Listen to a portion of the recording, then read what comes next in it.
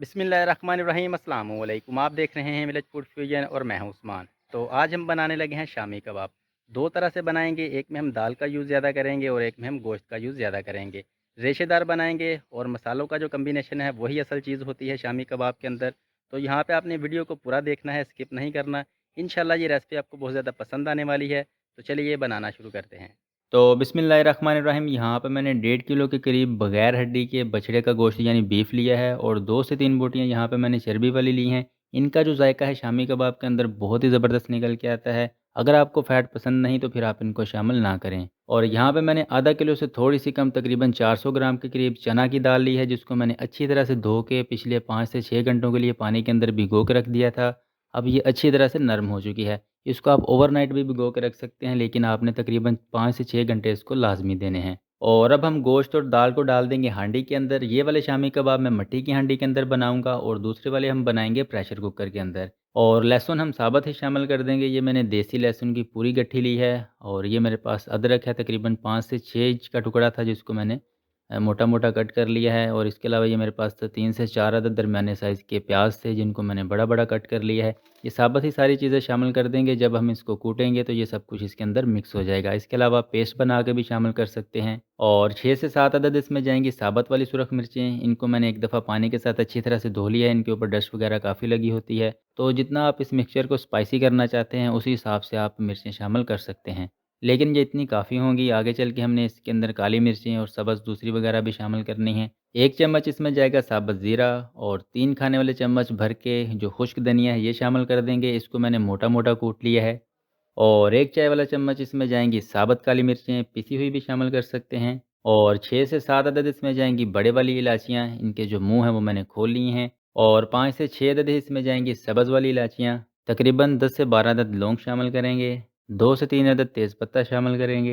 एक छोटा टुकड़ा इसमें जाएगा जावित्री का और ये मेरे पास 2 अदद पीपली हैं, इनको लॉन्ग पेपर भी कहा जाता है। इनकी जो खुशबू है वो बहुत ही ज़बरदस्त होती है, ये शामिल कर देंगे। और 3 से 4 टुकड़े इसमें जाएँगे दालचीनी के। 1 चाय वाला चम्मच पिसी हुई सुरख मिर्चें शामिल करेंगे और 1 चाय वाला चम्मच इसमें जाएगी हल्दी। और ये मेरे पास पिसा हुआ गरम मसाला है जिसके अंदर तमाम गरम मसाले शामिल हैं, तो आधा चाय वाला चम्मच हम ये भी शामिल कर देंगे। टेस्ट के मुताबिक नमक शामिल करेंगे। ये मेरे पास चक्की का पिसा हुआ बिल्कुल पाउडर नमक है, तो आप अपने टेस्ट के मुताबिक जितना शामिल करना चाहते हैं कर सकते हैं। और अब हम तकरीबन 3 गिलास इसके अंदर पानी शामिल कर देंगे। अच्छी तरह से एक दफ़ा चम्मच चला लेंगे।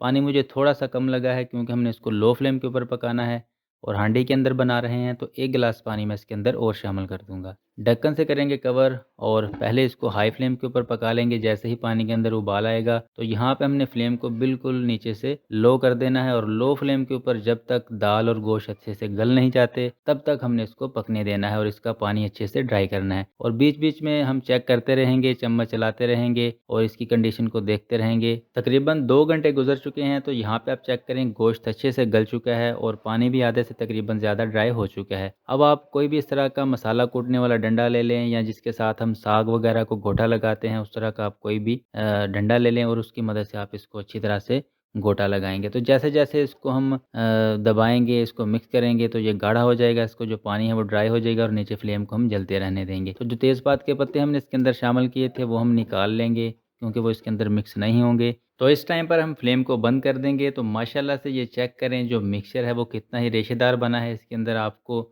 जो गोश्त के रेशे हैं वो वाज़िह तौर पर नज़र आ रहे होंगे। इसमें मैंने गोश्त का यूज़ ज़्यादा किया है और उसमें हम दाल का यूज़ ज़्यादा करेंगे।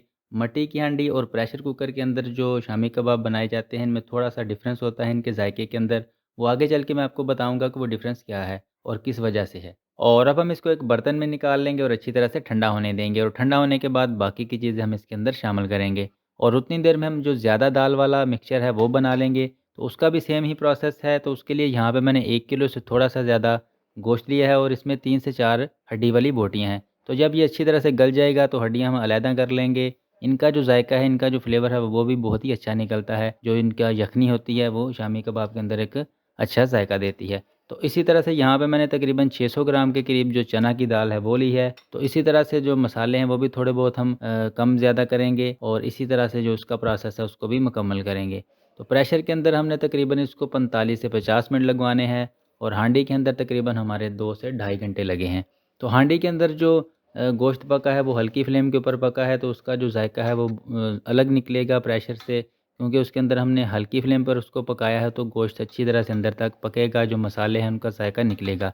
तो प्रेशर के अंदर 40 से 45 मिनट में गोश्त अच्छे से गल तो जाता है, लेकिन वो जायका नहीं आता, वो मज़ा नहीं आता जो हांडी के अंदर हम बनाते हैं। तो अगर आप प्रेशर के अंदर बनाना चाहें तो उसके अंदर भी बना सकते हैं। तो इस मिक्सचर के अंदर मैंने सिर्फ़ और सिर्फ 1 चाय वाला चम्मच एक्स्ट्रा चिली फ्लेक्स शामिल किए हैं, बाकी सारे मसाले सेम हैं जो मैंने हांडी के अंदर शामिल किए हैं। तो यहाँ पे आप चेक करें, गोश्त, दालें, हर चीज़ अच्छी तरह से गल चुकी हैं, और अब हम इसको भी अच्छी तरह से घोटा लगाएँगे, और जिसके अंदर तेज़पात के पत्ते और हड्डियाँ वगैरह हैं उनको हम निकाल लेंगे। तो यहाँ पे आपसे गुज़ारिश है, चैनल पर नए हैं तो काइंडली इस चैनल को लाज़मी सब्सक्राइब कीजिएगा। रेसिपी अच्छी लगे तो लाइक और शेयर करना बिल्कुल ना भूलिएगा।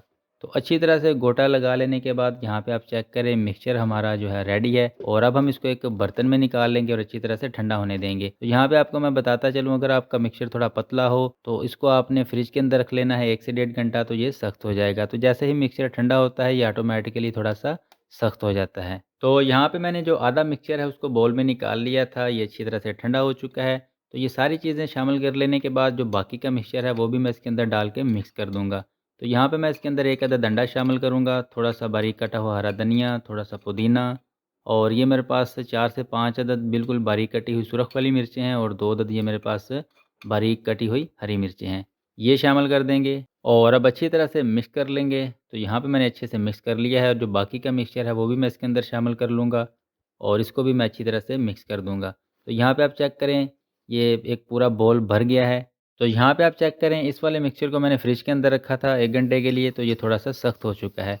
तो अब इसी तरह से इसके अंदर हरी मिर्चें, सुरख मिर्चें, धनिया, पुदीना और अंडा शामिल करके अच्छे से मिक्स कर लेंगे।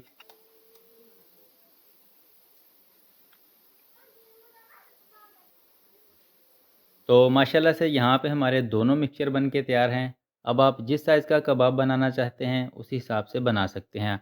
हाथों को ऑयल के साथ अच्छी तरह से ग्रीस कर लेंगे, और इस तरह से आप जिस साइज़ का कबाब बनाना चाहते हैं बना लेंगे। तो मैं यहाँ पे सारे कबाब बना के तैयार कर लूँगा और उनको फ्रीज़र के अंदर फ्रीज़ कर दूँगा, और जब मुझे चाहिए होंगे निकाल के तो मैं इनको फ्राई कर लूँगा। और जितने कबाब हमने अभी बनाने हैं वो हम तैयार कर लेंगे। तो यहाँ पे आप चेक करें, सारे कबाब मैंने रेडी कर लिए हैं। इनको मैं फ्रीज़र के अंदर फ्रीज़ कर दूँगा, और कुछ हम अभी बनाएँगे। तो ऑयल को यहाँ पे मैंने अच्छे से गर्म कर लिया है। तो सबसे पहले जो ज़्यादा गोश्त वाले कबाब हैं उनको फ्राई कर लेंगे। हाई फ्लेम के ऊपर मैंने ऑयल को अच्छे से गर्म कर लिया। तो जैसे ही हम इसके अंदर कबाब शामिल कर देंगे, फ्लेम को नीचे से मीडियम टू लो कर देंगे, और मीडियम टू लो फ्लेम के ऊपर हमने दोनों साइडों से अच्छी तरह से इनको पकाना है।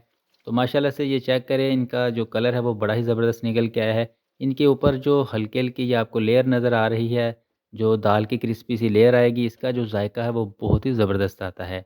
तो माशाल्लाह से ये वाले कबाब हमारे बन के तैयार हैं। इनको हम डिश आउट कर लेंगे, और जो दूसरे वाले हैं उनको भी इसी तरह से फ्राई कर लेंगे।